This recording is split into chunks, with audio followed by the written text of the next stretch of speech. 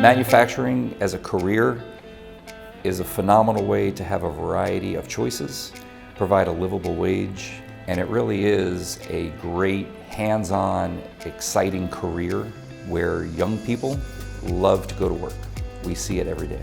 And that is the message we need to get out there, and the Future Makers has that same goal, and we wanted to be a part of that. I chose to pursue welding because I am interested in anything art related, and I wanted to start a career where I make metal sculptures, and so I needed the welding school to teach me how to weld so that I could do that. The obstacles that I had to overcome were definitely the financial ones, and just being able to get the time and availability and money to be able to attend welding school. My experience with Future Makers has been nothing but amazing. Everybody has been so helpful and nice to me, so it's been all around a good experience.